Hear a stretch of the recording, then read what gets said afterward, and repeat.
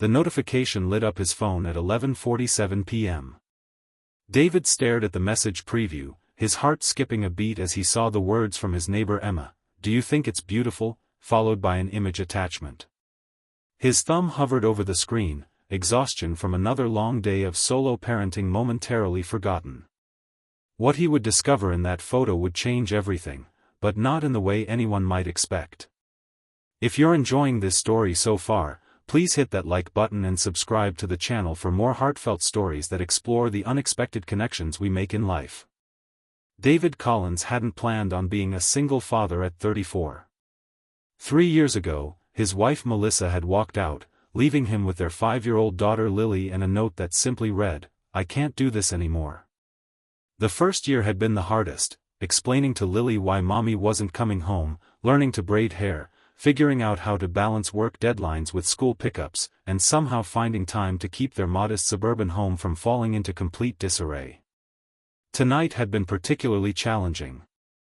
Lily had come down with a fever, and David had spent hours trying to comfort her while simultaneously preparing for an important presentation at work tomorrow. He had finally gotten her to sleep around 10, her small body curled up with the stuffed elephant she'd had since birth, her breathing still slightly labored but steady. David had collapsed onto the living room couch afterward, too tired to even make it to his bedroom. The house was quiet except for the occasional hum of the refrigerator and the soft ticking of the wall clock, sounds that had become the soundtrack to his lonely nights. He'd been scrolling mindlessly through his phone when the message from Emma arrived. Emma Parker had moved into the house next door 6 months ago. She was around his age, maybe a few years younger, with a warm smile and kind eyes. They'd exchanged pleasantries over the fence, and she'd brought over cookies when she first moved in. David had noticed her watching Lily sometimes when they played in the yard, a wistful expression on her face. But they weren't close, just neighbors who waved hello and occasionally collected each other's mail when one was away. Which made the late-night message all the more puzzling. David tapped on the notification, opening the full message. The photo loaded, and he felt a momentary flush of embarrassment, wondering if he was about to see something he shouldn't. But as the image appeared on his screen, confusion replaced his apprehension. It was a painting, a canvas awash with swirls of deep blues and purples, with streaks of silver and white that resembled stars. In the foreground stood 2 silhouettes, an adult and a child, looking up at what appeared to be a night sky. "Do you think it's beautiful?" Emma had asked. "Sorry for the late message. I couldn't sleep and finally finished this. I don't know why, but I wanted your opinion." David stared at the image, unsure how to respond. Why would Emma send him this? Why would she care what he thought about her painting? And why now, nearly midnight on a Tuesday? He typed back, "It's really beautiful. You painted this?" 3 dots appeared immediately, indicating she was typing a response. David felt a strange flutter in his chest. When was the last time he'd had a conversation with another adult after Lily's bedtime that wasn't work-related? "Yes. I couldn't sleep. I've been working on it for weeks, but something was missing. Tonight I finally figured it out.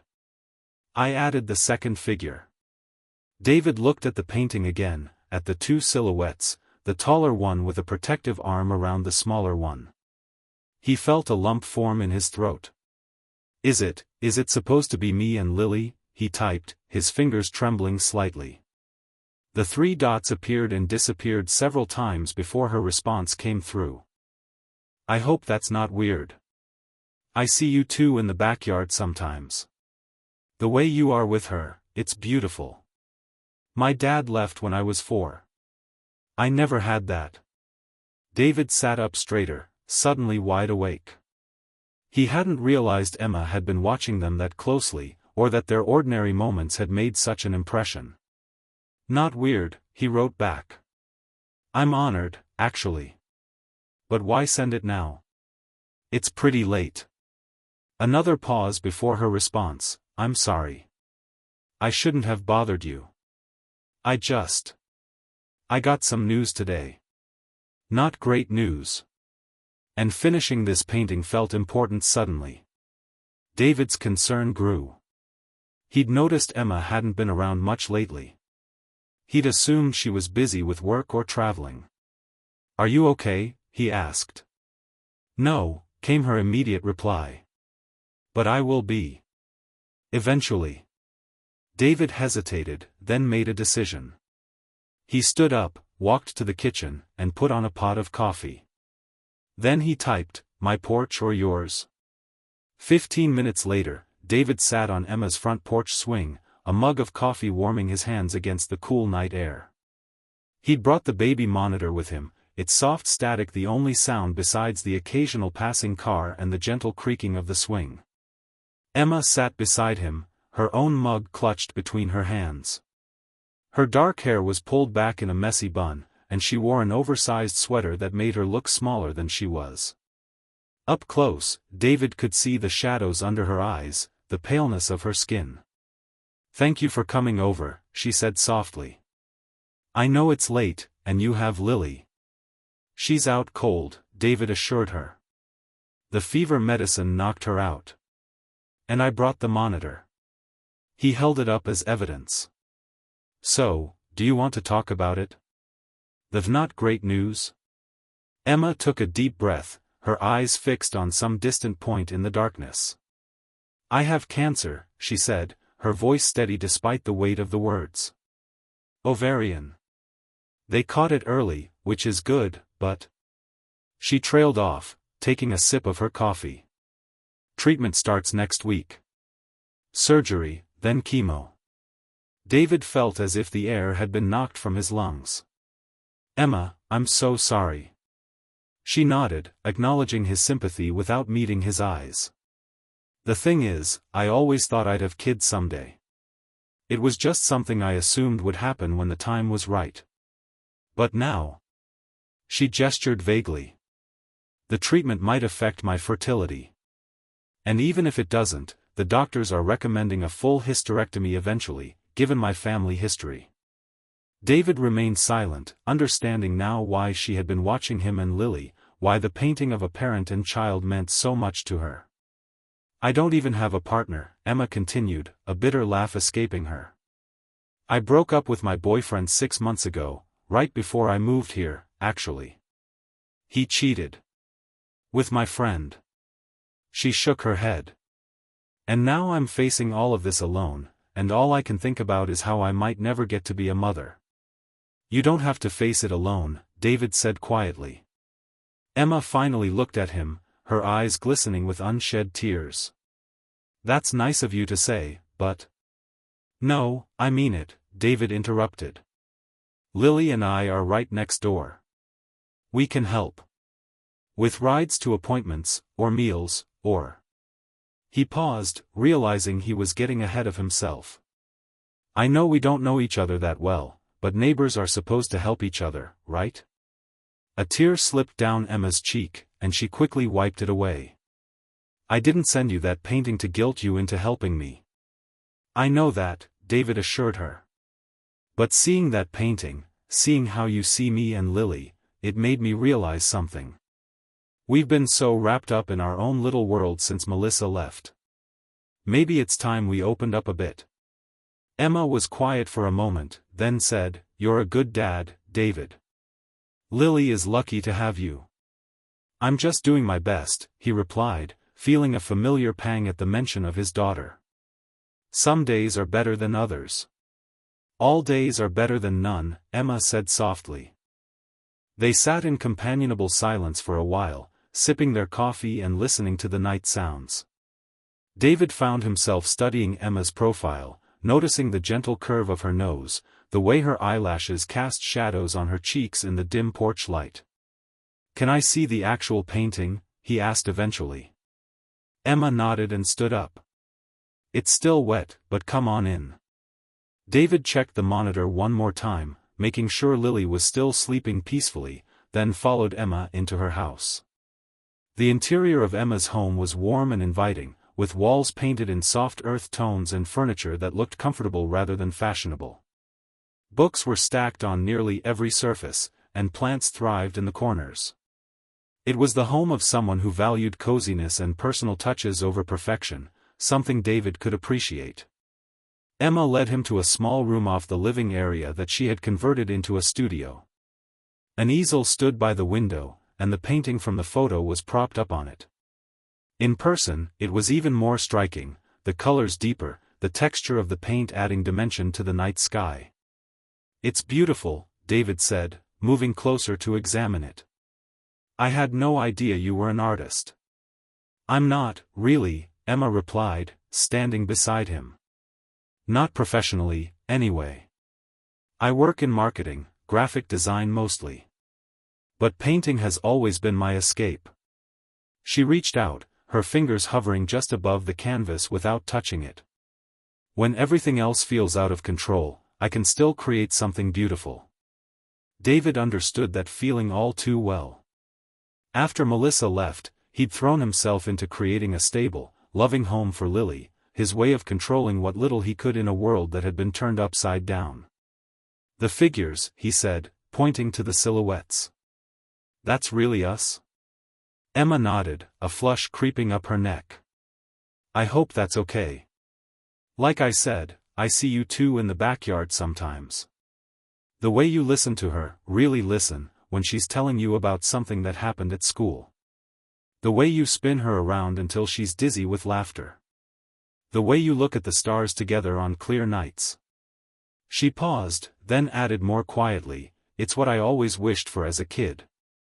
David felt a tightness in his chest. "My dad wasn't around much either," he admitted. "He worked all the time.